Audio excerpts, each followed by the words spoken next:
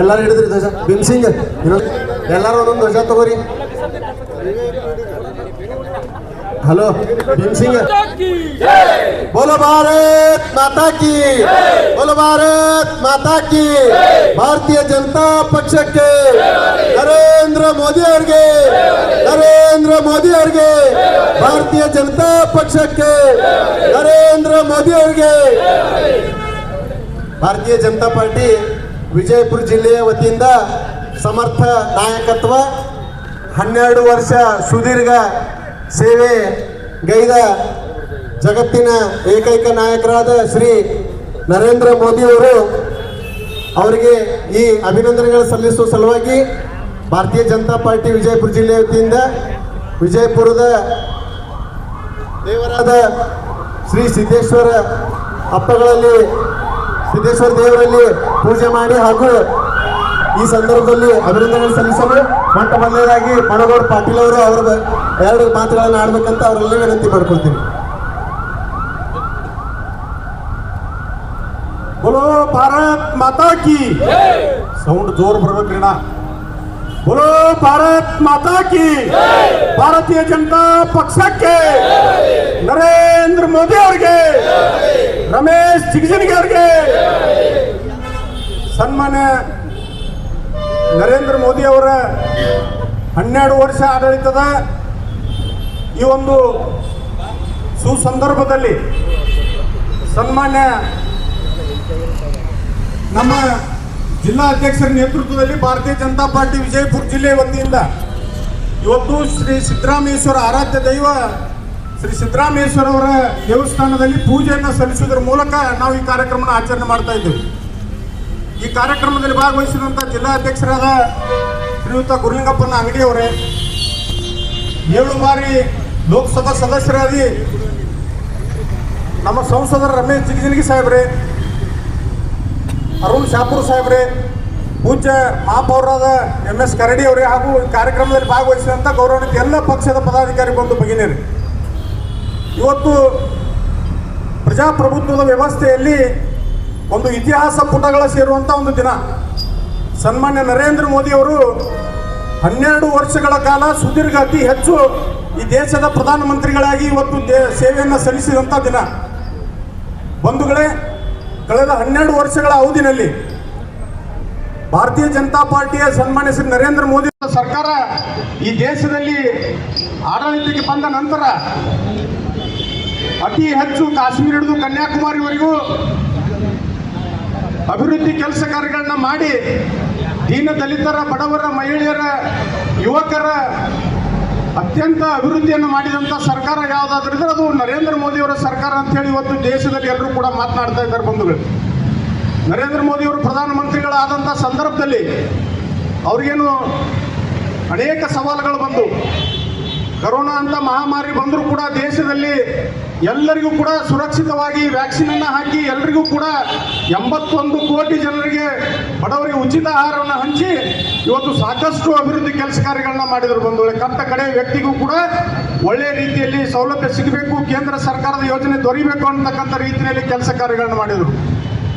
ಅನೇಕ ಇವತ್ತು 2014ಕ್ಕಿಂತ ಮುಂಚೆ ಕಾಂಗ್ರೆಸ್ ನೇತೃತ್ವದ ಮನಮೋಹನ್ ಸಿಂಗ್ ಸರ್ಕಾರ ಇದ್ದಂಥ ಸಂದರ್ಭದಲ್ಲಿ ದೇಶದಲ್ಲಿ ಗಡಿಗಳಲ್ಲಿ ಮಾತ್ರ ಅಲ್ಲ, ನಮ್ಮ ದೇಶದ ವಾಣಿಜ್ಯ ನಗರಿ ಮುಂಬೈನಲ್ಲಿ ಕೂಡ ಬಾಂಬ್ ಸ್ಫೋಟ ಆಗ್ತಿತ್ತು, ದೆಹಲಿಯಲ್ಲಿ ಬಾಂಬ್ ಸ್ಫೋಟ ಆಗ್ತಿತ್ತು, ಎಲ್ಲ ರಾಜ್ಯಗಳಲ್ಲಿ ಬಾಂಬ್ ಸ್ಫೋಟ ಆಗ್ತಿತ್ತು. ಬಂಧುಗಳು, ಇವತ್ತು ಸಂಪೂರ್ಣವಾಗಿ ಭಯೋತ್ಪಾದನೆಯನ್ನ ಮಟ್ಟ ಹಾಕಿ ಪಾಪಿ ಪಾಕಿಸ್ತಾನಕ್ಕೆ ಒಂದು ವ್ಯವಸ್ಥಿತವಾದಂತಹ ಪಾಠವನ್ನು ಕಲಿಸಿದ ಈ ದೇಶದ ಪ್ರಧಾನಿ ಯಾರಾದರೂ ಇದ್ರೆ ಅದು ಸನ್ಮಾನ್ಯ ನರೇಂದ್ರ ಮೋದಿ ಅವರು ಅಂತಕ್ಕಂಥ ಈ ಸಂದರ್ಭದಲ್ಲಿ ಹೇಳ್ತಾರೆ.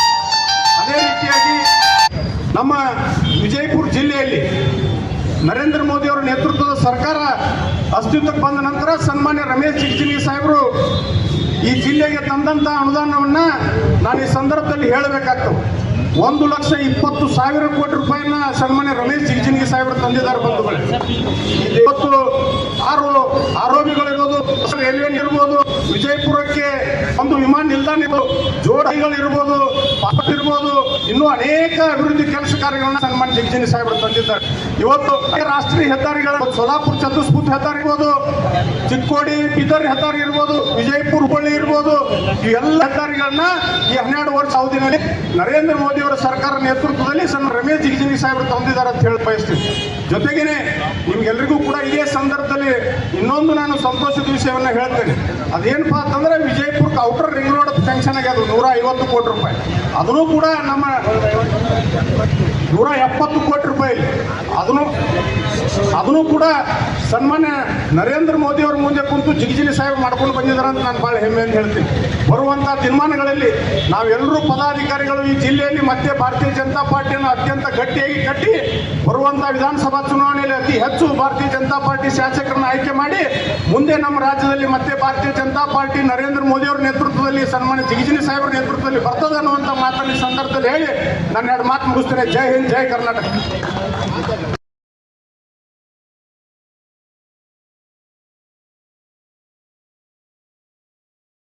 ಅವರು ತಿಳಿಸಿದ್ದಾರೆ. ಈಗ ನಮ್ಮೆಲ್ಲರ ಹೆಮ್ಮೆಯ ಸಂಸದರಾದ ರಮೇಶ್ ಜಿಗಜಿಣಗಿ ಸಾಹೇಬರು 1-2 ಮಾತುಗಳನ್ನು ಆಡ್ಬೇಕಂತ ಅವರಲ್ಲಿ ವಿನಂತಿ ಮಾಡ್ಕೊಳ್ತೀನಿ. ಇವತ್ತು ಅತ್ಯಂತ ನಮ್ಮೆಲ್ಲರ ಅದೃಷ್ಟ ದಿವಸ ಅಂತೇಳಿ ನಾನು ಭಾವಿಸ್ಕೊತೀನಿ.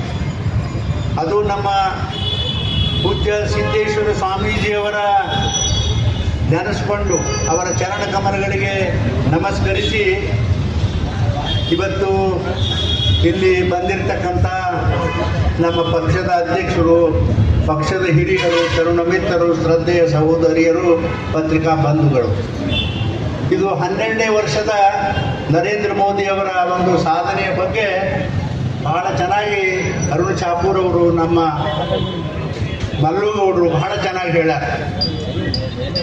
ಆದ್ರೆ ಎದರಲ್ಲಿ ಕಡಿಮೆ ಬಿದ್ದದ್ರಿ? 12 ವರ್ಷದಲ್ಲಿ 70 ವರ್ಷ ಈ ದೇಶ, 60 ವರ್ಷ ಈ ದೇಶ ನಡೆಸಿ ಏನೇನು ಮಾಡಿದ್ರೇನ್ರಿ ಈ ದೇಶಕ್ಕೆ? ಹೇಳ್ರಿ ನೋಡೋಣ. ಒಂದೆಡೆ ಬಿಜಾಪುರ ರೋಡ್ ಕಂಡಿತ್ತ, ವಾಜಪೇಯಿ ಅವ್ರು ಬಂದ ಮೇಲೆ ಸೊಲ್ಲಾಪುರ ಚಿತ್ರದುರ್ಗ ರೋಡ್ ಆಯ್ತು ವಿನಃ ಅವ್ರ ಅಪ್ರಾಣಿ ಒಂದು ಕೆಲಸನೂ ಕೂಡ ಅವ್ರು ಯಾವುದೂ ಮಾಡಲಿಲ್ಲ.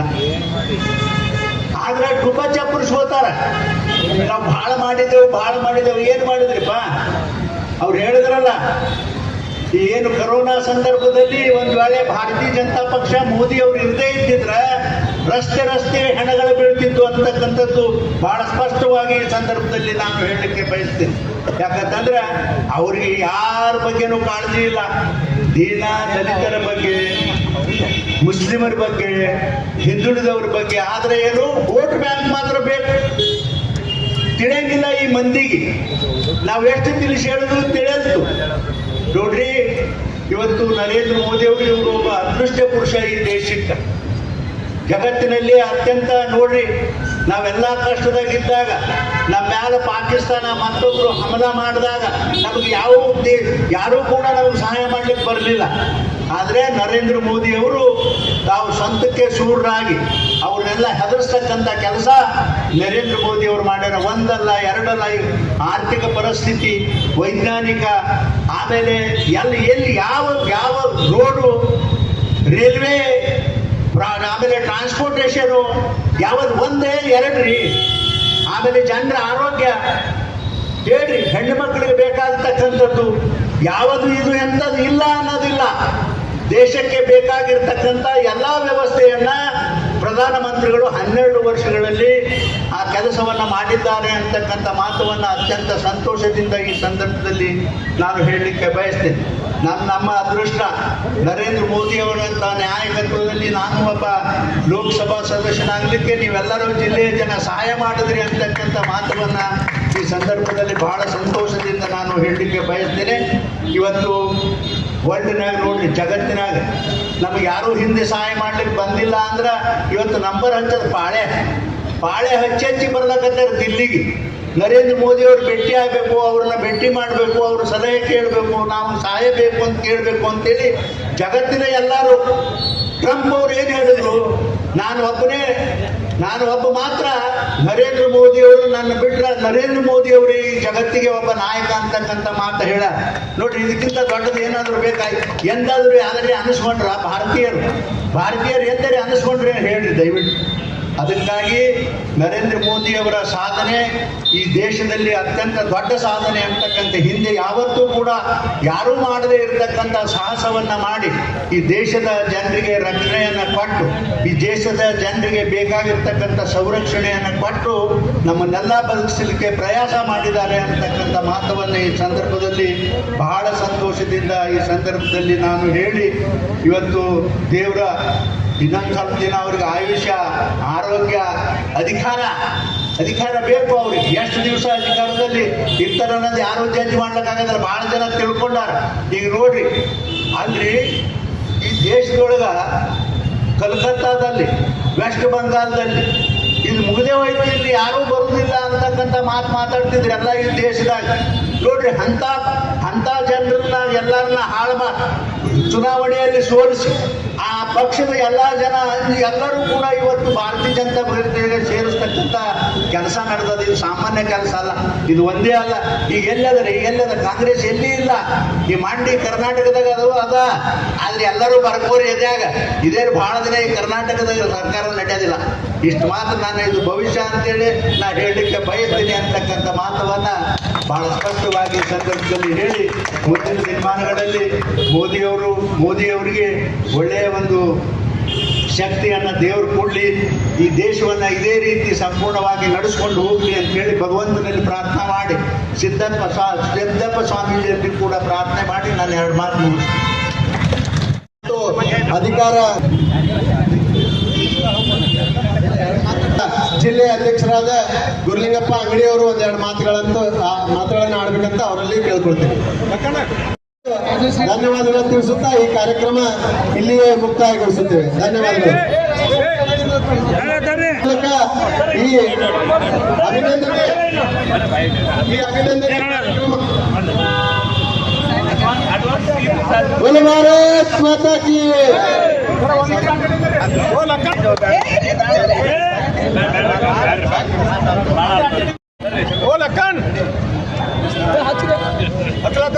ಹತ್ರ ಜಲ್ದಿ ಬರ್ರಿ.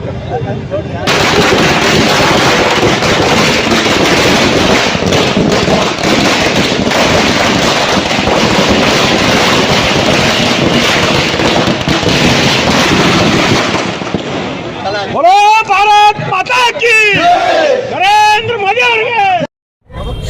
ಮೋದಿ ಸಾಹೇಬರ ಆಡಳಿತ ಕಾರ್ಯಕ್ರಮದಲ್ಲಿ ನಾವೆಲ್ಲರೂ ಇವತ್ತು ಸಂತೋಷದಿಂದ ಭಾಗಿಯಾಗಿ 12 ವರ್ಷದಲ್ಲಿ ಮೋದಿಯವರ ಸಾಧನೆಗಳು ಅತ್ಯಂತ ಭೀಕರವಾದ ಸಾಧನೆಗಳು, ಈ ದೇಶಕ್ಕೆ ಕೊಟ್ಟಿರ್ತಕ್ಕಂಥ ಕೊಡುಗೆ ಹಿಂದೆ ಯಾವ ಸರ್ಕಾರವೂ ಯಾವ ನಾಯಕರು ಕೂಡ ಈ ದೇಶಕ್ಕೆ ಕೊಡಲಿಲ್ಲ.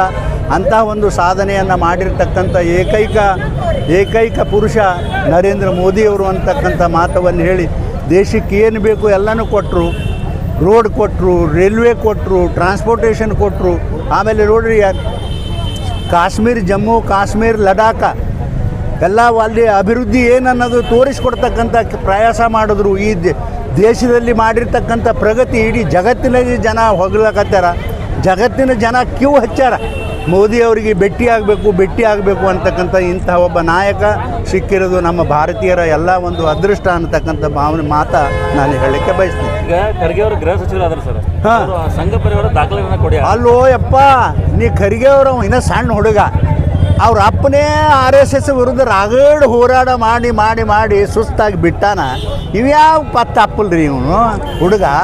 ಅವ ಭಾಳ ಆದ್ರೆ ಅವನು ಹೋಮ್ ಮಂತ್ರಿ ಆಗಿರ್ಬೇಕು, ಹೋಮ್ ಮಂತ್ರಿ ಆಗಿ ಹೋಮ್ ಮಿನಿಸ್ಟರ್ ಆಗಿ ಏನು ಮಾಡ್ತಾನೆ ಹಾಂ? ಅವ್ರ ಅಪ್ಪಗೆ ಮಾಡ್ಲಿಕ್ಕೆ ಆಗಿಲ್ಲ, ಇವೇನು ಮಾಡ್ತಾನಪ್ಪ ಒಂದು ಸ್ವಲ್ಪ ಆರಾಮಾಗಿರಲಿ. ದಾಖಲೆ ರೆಡಿ ಇಟ್ಕೋರಿ ಅಂತ ಹೇಳ್ತಾರೆ. ಏನು ನೋಂದಣಿ ಮಾಡ್ಕೋತಾನೆ? ಸಂಘ ಪರಿವಾರ RSS ಅನ್ನ ನೋಂದಣಿ ಮಾಡ್ತಾರೆ. ಅಲ್ಲ ಏನು ಮಾಡ್ತಾನತ್ರಿ ಅಮ್ಮ? ಏನು ಮಾಡ್ತಾನೆ ಅವ್ರು? ಪಿಸಾಸಿ ಮಾತು ಹೋಗ್ತಾನೆ ಅವ್ರು ಜಲ್ದಿ. ನಾ ಹೇಳಿನಲ್ಲ ಈಗ, ಇದು ಭಾಳ ದಿನ ಇರಂಗಿಲ್ಲ. ಯಾಕಂದ್ರೆ ಇಂಥವೆಲ್ಲ ಉಪದ್ಯಾಪಿ ಮಾಡೋದ್ರಿಂದ ಈ ಸರ್ಕಾರ ಉಳಿಯೋದಿಲ್ಲ. ನಡ್ರಿ.